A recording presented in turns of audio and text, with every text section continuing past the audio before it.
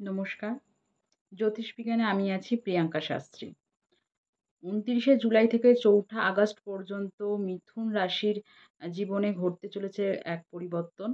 আ যেহেতু চন্দ্র দ্বাদশে থাকা জন্যে মানে থাকাকালীনের জন্যে মন কিন্তু অস্থির থাকবে এবং ডিসিশন নিতে পারবেন না যে কোথায় কি করতে হবে বা কোথায় কোন কথাটি বললে ঠিক আপনার কাজটি হয়ে যাবে।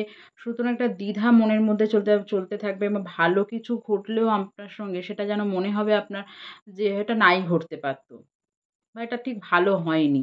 মনের মধ্যে একটা দ্বিধা সবসময় কাজ করবে।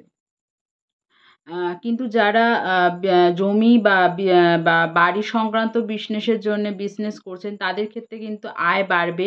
যারা চাকরি করছেন তাদের ক্ষেত্রে কিন্তু পদোন্নতি ঘটবে এবং তার সঙ্গে কিন্তু আ মানে স্থানান্তরিত হবার কিন্তু সম্ভাবনা অবশ্যই থেকে যাচ্ছে।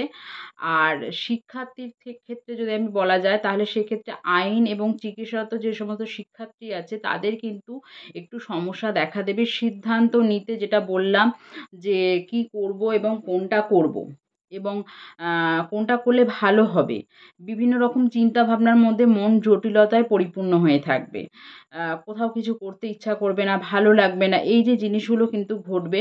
সুতরাং এর হাত থেকে যদি নিস্তার পাওয়া মানে পেতে চান, তাহলে সেক্ষেত্রে কি করবেন যে বুধবার দিন আ সবুজ বেলপাতা, একদম কচি যে সবুজ বেলপাতা বা কচি যে সবুজ এলাচ পাওয়া যায়, সেটা দিয়ে কিন্তু আপনি শিব পুজো করতে পারেন এবং সবুজ জিনিস গরিবদের মধ্যে বস্ত্র হোক বা যেকোনো জিনিস হোক আপনি দান করুন। এতে কি হবে, আপনার স্টেবিলিটি বাড়বে, আপনি সিদ্ধান্ত নিতে পারবেন এবং যে সমস্ত নেগেটিভ এনার্জিগুলো আপনাদের চারপাশে ঘুরছে সেগুলো থেকে আপনারা ওভারকাম করতে পারবেন।